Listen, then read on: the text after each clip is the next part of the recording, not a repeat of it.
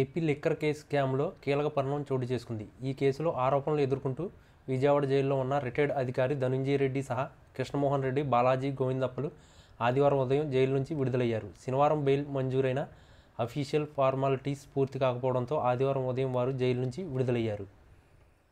ACB court వీరికి షరతులతో కూడిన బెయిల్ను మంజూరు చేసింది. 2 షూరిటీ, ₹1,00,000 పూచీకత్తుతో కోర్టు బెయిల్ మంజూరు చేసింది. విదేశాలకు పారిపోకుండా పాస్పోర్ట్ అప్పగించాలని కోర్టు నిందితులకు ఆదేశాలు ఇచ్చింది. తదుపరి పర్యవేక్షణ నిమిత్తం మొబైల్ ఫోన్లు యాక్టివ్లో ఉంచాలని, సాక్షులను గాని సహా నిందితులను కలవడానికి వీల్లేదని కోర్టు ఆదేశించింది. షరతులు ఉల్లంఘిస్తే బెయిల్ రద్దవుతుందని వెల్లడించింది.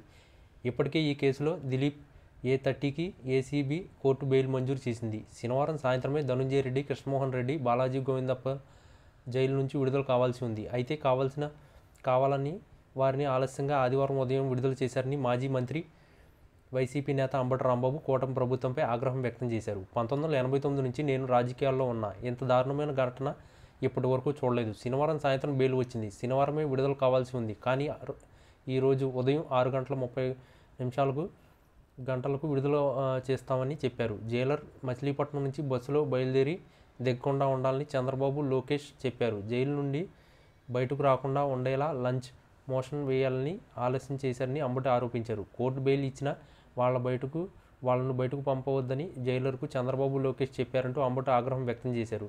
కోర్టు ఆర్డర్స్ కూడా లెక్క లేదు. విడుదలైన తర్వాత హైకోర్టును వెళ్ళండి, ఎవరూ వద్దనరు. ఫాల్స్ కేసులో అరెస్టులు చేస్తున్నారు. ముద్దాయిలుగా వెళ్లారు, హీరోల్లా బయటకు వచ్చారు. జగన్మోహన్ రెడ్డిని, వైసీపీ నేతలను జైల్లో వేయాలని అనుకుంటున్నారు. అదే మాకు ఆయుధం అవుతుందంటూ కూటమి ప్రభుత్వాన్ని అంబటి రాంబాబు హెచ్చరించారు. వైసీపీ హయాంలో లిక్కర్ స్కామ్ జరగలేదు. లిక్కర్లో స్కామ్ ఇప్పుడు జరుగుతుందని అంబటి రాంబాబు అన్నారు.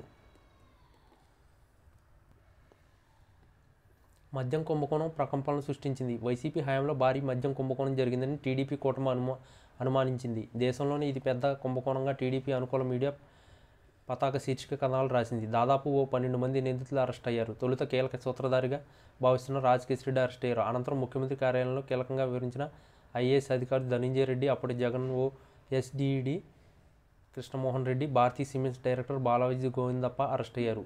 అటు తరువాత జగన్మోహన్ రెడ్డికి అత్యంత సన్నిహితులు అయిన చెవిరెడ్డి భాస్కర్ రెడ్డి, పెద్దిరెడ్డి, మిథున్ రెడ్డి అరెస్ట్ జరిగింది. అయితే ప్రత్యేక విచారణ బృందం సిట్ 2 సార్లు కోర్టులో ఛార్జ్షీట్ దాఖలు చేసింది. అయితే ఇందులో లోపాలున్నాయని, ఆధారాలు సరిగ్గా లేవని చెబుతూ ధనుంజయ రెడ్డి, కృష్ణమోహన్ రెడ్డి, బాలాజీ గోవిందప్పలకు కోర్టు బెయిల్ ఇచ్చింది. మిగతా నిందితుల విషయంలో సైతం కొత్త చర్చకు దారితీస్తుంది.